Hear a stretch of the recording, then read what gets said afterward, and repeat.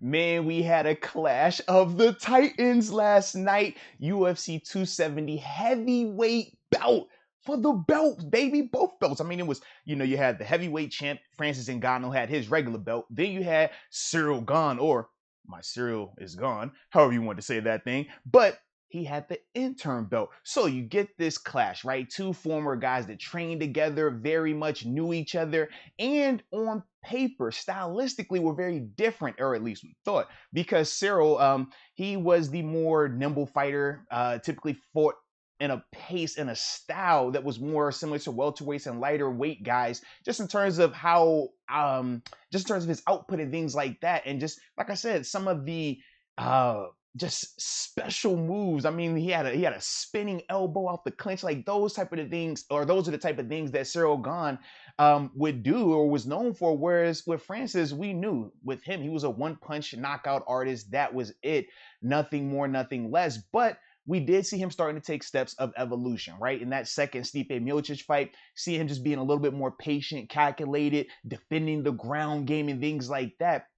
So on paper, this made sense. Now, the fight starts, and man, you talk about everybody being on pins and needles, because early on, you see Ciryl Gane doing some of the things that, highlighted him and made him so still stylistically intriguing, because he was able to keep the distance, fight on the outside, using his leg kicks, using his speed, and his just overall cage generalship, right?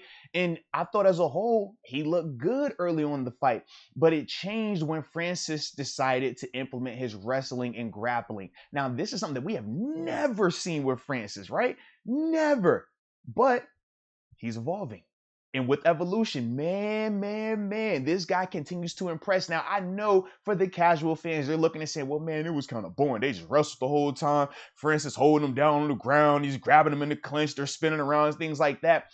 Man, if you didn't understand what's going on, I feel sorry for you, because that was high level, baby, in terms of just the transitioning in between stand up to ground, clinch. Also, you look at some of the submission attempts by Ciryl and seeing how Francis was able to effectively maneuver out of them. That is something that we have not seen a lot of from Francis, whereas Ciryl, we know he can submit anybody if he chooses to. So this was one of those back and forth. But like I said, once Francis started to implement that ground game a little bit more, we noticed it was a flaw, or at least a hole in Cyryl's game, because he didn't have an answer for it. He looked like the weaker fighter in the sense of Francis definitely bulked up in terms of rehydrating, and he just looked like physically more stronger than Ciryl. But as a whole, man, I thought the fight was really good, but it was good because we got to see something different from Francis.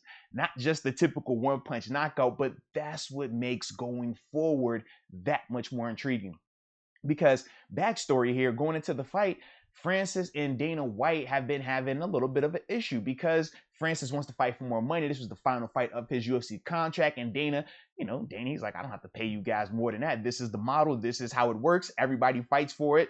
It is what it is. So you knew going in that, hey, man, if Francis were to lose, all right, belt's gone to Ciryl. Francis probably not fighting in the UFC again. But with him winning and retaining the belt, now it gets interesting, because post-fight, no Dana White coming in there to put the belt on Francis. Post-fight press conference, no Dana White coming in there to talk at the press conference. So a lot of things are pointing to potentially seeing Francis step out of the octagon and potentially into the boxing ring. Tyson Fury, that's the name that people are talking about. Me being a boxing guy as well, I'm all for it. Now, I don't think Francis stands a chance in the least bit, but it's intriguing because for Tyson Fury, he's already reached the pinnacle. He's just gotten out of a war with Deontay Wilder, and obviously now he's looking for another payday, another good fight, another free fight, money fight. And Francis is intriguing. The timing makes sense, very similar to the Mayweather and McGregor situation. So that's something I could easily get behind as well. But I also would not be opposed to potentially seeing either Gane run it back, or Francis Ngannou and Ciryl Gane run it back, or what about Mr. Twitter Fingers, Jon Jones? I still got love for Jon in terms of his in-cage performances.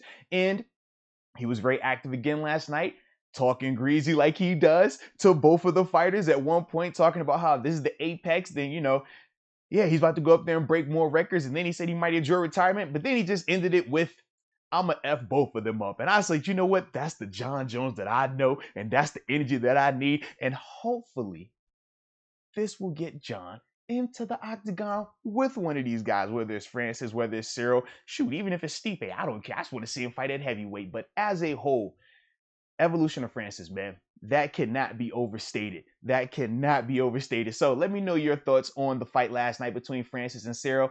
And also, where do you want to see Francis go next? Do you want to see him fight again in the UFC? Or should he go and try to take a big payday with Tyson Fury? Like I said, Tyson was tweeting back already last night, telling him if he wants a big payday fight, come holler at him. So it's mutual interest already there. So let me know your thoughts on it, man. And also for Ciryl, man. For Ciryl, if you think that, you want to see him fight again, or maybe you want to see him fight Jon Jones, for example. I mean, you let me know your thoughts on it, but either way, I appreciate you for tuning in, and until next time, baby, peace.